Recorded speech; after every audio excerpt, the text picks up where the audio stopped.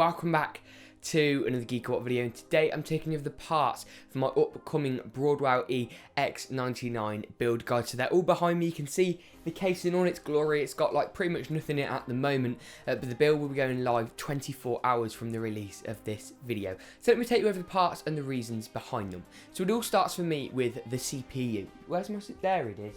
Here it is, the Core i7 6800K. Now this is an unlocked 6-core, 12-thread Extreme series processor. So this isn't the Extreme edition, that will be the 10-core model, but it is part of the Extreme series. Now this is on the X99 platform, the X99 chipset, and is running off the Broadwell-E 14nm architecture. It's got a boost clock of 3.4 and a base clock of 3.4 and a boost of 3.8, which is absolutely fine. That's quite a healthy clock speed. The 10 core is clocked lower, but it has got much more cores into that. Higher clock speed is slightly harder to achieve, but of course I will be overclocking this. That's what the Extreme platform is all about. It's of course got support for quad channel memory, hyper threading, all that good stuff.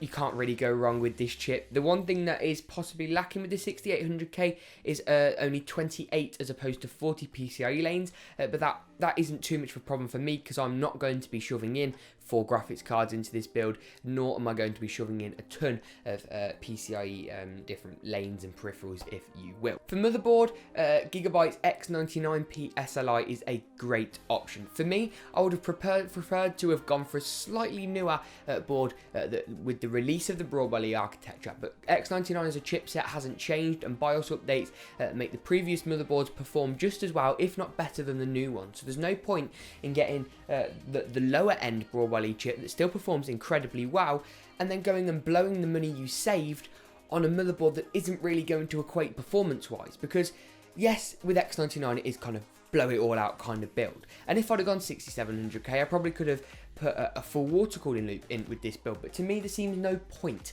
because I need the raw performance, and spending unnecessary money on a motherboard isn't going to do that. It's got support for Thunderbolt, USB 3.110 gigabits per second in the Type-C connector. You've also got like fast charge ports. It looks quite cool. I'm not too much of a fan of the orangey, yellowy, goldy accents. Gold was the word I was looking for, but I'm no doubt going to mask these off with a carbon fiber wrap or something like that from Amazon, like a car wrap, something like that for a future project. Now for RAM was an easy choice for me. These chips now have support officially for DDR4 2400 MHz, and whilst you can go much higher than that in the motherboard, I thought I'd stay safe, stay nice and reliable.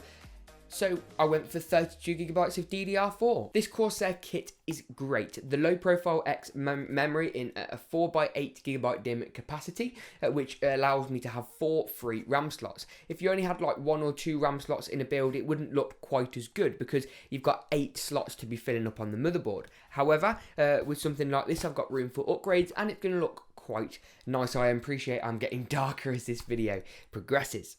CPU cooler, I've got to be quite careful as I hold this because this fan isn't screwed in at the back, but this is Cooler Master's Neptune 120 XL. It's an all-in-one water cooler. I'm going to put it down, and it's a 120mm push-pull radiator. So shove the exposure up a little bit. Sorry if this is like too bright now, but we'll live with it. The next part is of course graphics cards. So let me grab one of the 2 graphics cards in this build. Now single-handedly, an R9 380 isn't that impressive. It scrapes support for VR. You do want to get a 380X at minimum for VR, but 2 of these is a great value option. Now I know the scaling with SLI and Crossfire isn't always ideal. However, these things are quite cheap. I reviewed this not too long ago. You can go and find that on the channel because if I say I link it, I will forget to link it. But it's a really solid card. It's got removable fans, 4GB frame buffer, which really helps in SLI and Crossfire because it's an AMD card, and will allow for a little bit of 1440p gaming as well. Not to mention some triple monitor surround as well in the near future. I'm also eventually looking to go for something like a 1070 or a 1080, preferably 2 1080s in the long run, but for now these are great. They're also certified to work with Premiere Pro and After Effects, which will be my main editing and compositing software for the new computer, verified by Adobe, especially given their similarity with the 200 series generation of graphics cards from AMD. Compatibility for me is what matters. hence the RAM and hence the graphics card choice. Storage for me was a bit of a difficult situation. Storage is where I could have blown a lot of my money, but for now I've stuck with a 1TB Barracuda and a 1TB Western Digital Caviar Blue in a RAID 1 array. I already had those two drives lying around anyway, so having those is great. Mixing the two brands up doesn't really matter, they're the same speed and all of that good stuff, and I'm completely overexposed.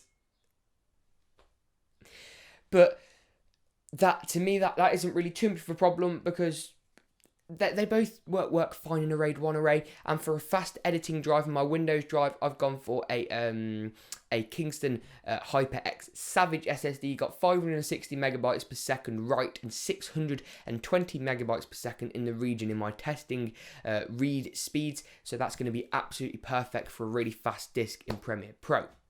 In terms of power supply to juice the whole system up, you probably can't really see it all too well, but it's an XFX Pro 1250 watt. It's a fully modular unit, and whilst the cables, if I can find one, here we go, on the floor. Whilst the cables look like absolute garbage, like, look at the colours.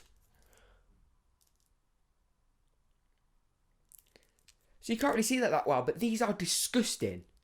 On a 1250 watt 80 plus gold power supply, these are disgusting. But I'm going to get some sleeve cables extensions anyway as well at some point for the build, so it's not a massive deal breaker for me. Anyway, these are a nice, it's a really nice power supply. It's fully modular. The cables are disgusting, however, it performs very, very well and will save me some money at the wall. And to top it all off, to round it all up, I've got the Phanteks Enthoo Pro. This is one of my favourite cases of all time. This is a phenomenal choice. It comes with a toolbox allowing you to easily store your screws and that kind of stuff.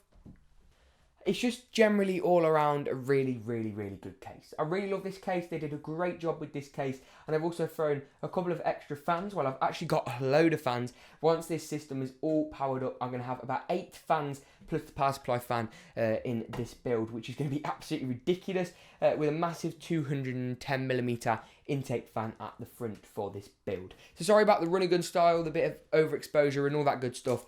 But this is going to be a killer build. It's coming to your faces tomorrow, so make sure to drop some hype for that. If you are, drop a like rating. If you are new to the channel, please do make sure to subscribe. And as always, we'll see you in the next GeekaWhat video.